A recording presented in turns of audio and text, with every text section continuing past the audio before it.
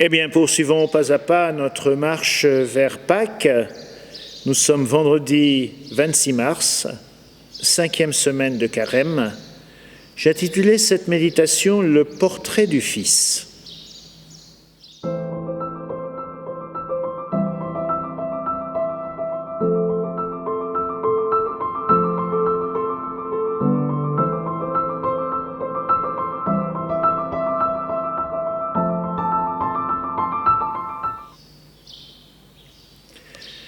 De l'évangile de Jésus-Christ selon saint Jean. En ce temps-là, de nouveau, des Juifs prirent des pierres pour lapider Jésus. Celui-ci reprit la parole. « J'ai multiplié sous vos yeux les œuvres bonnes qui viennent du Père. Pour laquelle de ces œuvres voulez-vous me lapider ?» Ils lui répondirent « Ce n'est pas pour une œuvre bonne que nous voulons te lapider, mais c'est pour un blasphème. Tu n'es qu'un homme et tu te fais Dieu. » Jésus leur répliqua, « N'est-il pas écrit que dans votre loi, j'ai dit, vous êtes des dieux ?» Elle les appelle donc des dieux, ceux à qui la parole de Dieu s'adressait, et l'Écriture ne peut pas être abolie. Or, celui que le Père a consacré et envoyé dans le monde, vous lui dites, tu blasphèmes, parce que j'ai dit, je suis le Fils de Dieu. Si je ne fais pas les œuvres de mon Père, continuez à ne pas me croire, mais si je les fais, même si vous ne me croyez pas, croyez les œuvres. Ainsi, vous reconnaîtrez de plus en plus que le Père est en moi, et moi dans le Père. Eux cherchaient de nouveau à l'arrêter, mais il échappa à leurs mains. Il repartit de l'autre côté du Jourdain, à l'endroit où au début Jean baptisait, il y demeura. Beaucoup vinrent à lui en déclarant « Jean n'a pas accompli de signe, mais tout ce que Jean a dit de celui-ci était vrai. » Et là, beaucoup crurent en lui.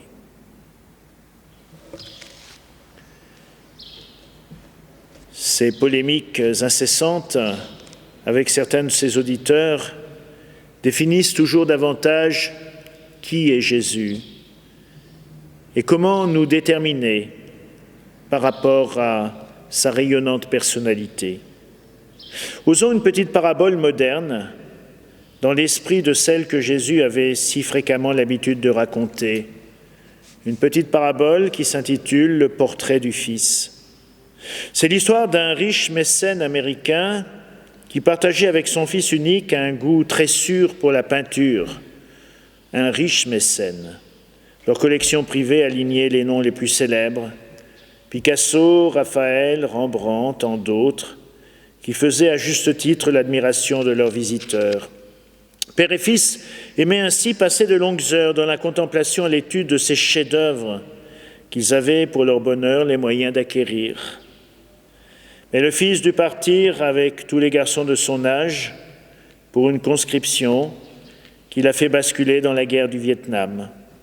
Son père reçut quelque temps plus tard la triste nouvelle de sa mort, une mort courageuse, puisqu'il s'était exposé pour sauver un autre soldat blessé.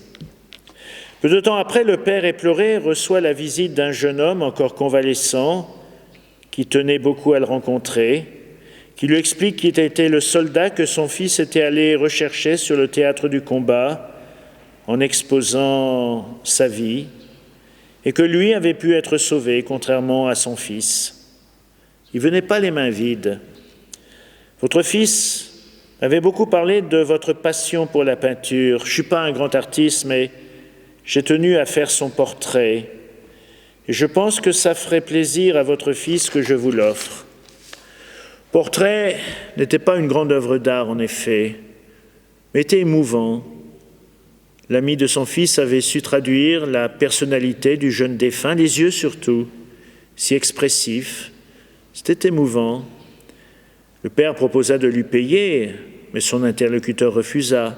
« Je peux payer ma dette, vous savez, ça me blesserait de vous le vendre. » Quelque temps plus tard, cet homme qui avait bien du mal à se remettre de cette disparition de son fils mourut à son tour. Le tableau était à l'entrée de sa maison et il avait eu plaisir à le présenter à tous ses visiteurs avant de faire découvrir les chefs-d'œuvre à la valeur inestimable qui constituait ses collections. Après son décès, fut organisée une vente aux enchères de sa collection. L'événement attirait, on s'en doute, les plus prestigieux directeurs de galeries, toutes sortes de collectionneurs, des directeurs de musées. L'inventeur mentionnait que la vente s'effectuerait en fonction de la volonté du défunt, mais personne ne prit garde à cette information. Le commissaire-priseur annonça que l'on commencerait par mettre en vente le portrait du fils. Les grands acheteurs se regardaient agacés, amusés, pas venus pour ça.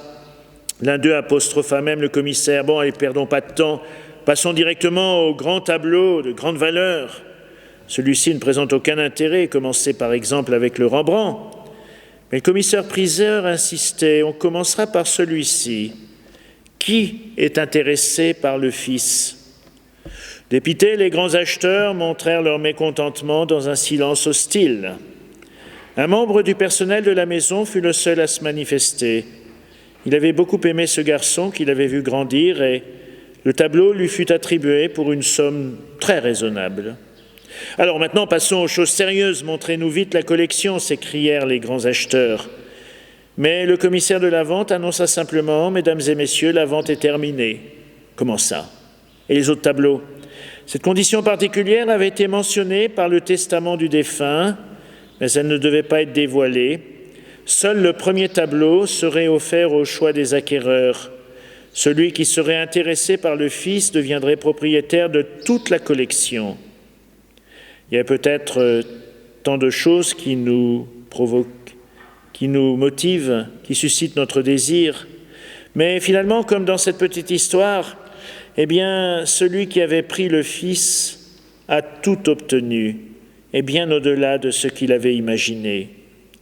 Alors voilà ce que Jésus dit à ses interlocuteurs. Prenez le Fils, prenez le portrait du Fils, et vous trouverez bien au-delà de tout ce que vous pourrez espérer. Laissons-nous aimer par ce Dieu qui a tout donné pour nous.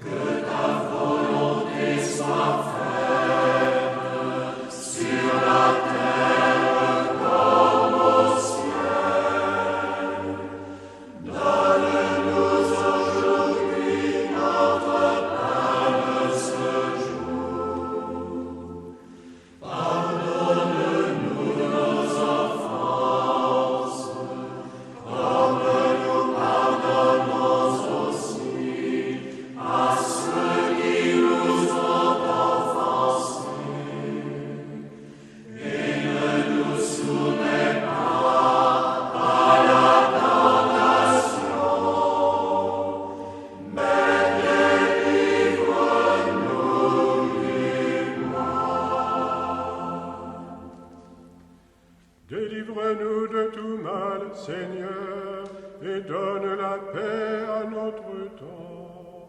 Par ta miséricorde, libère-nous du péché.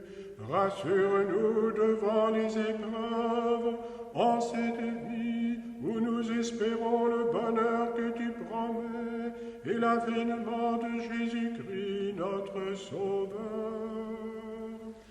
À toi le règne, à toi la puissance et la gloire, pour les siècles des siècles.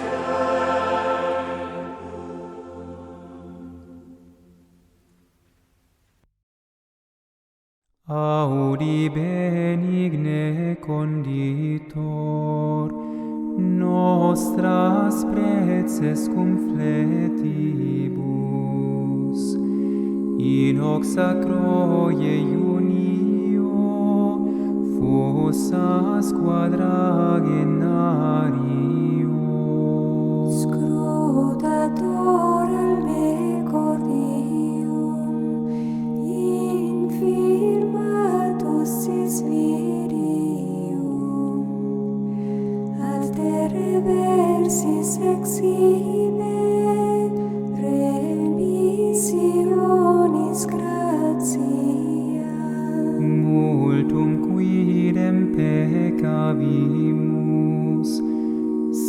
et parce confitentibus, ad laudem Tui nominis, confermerelam languidi.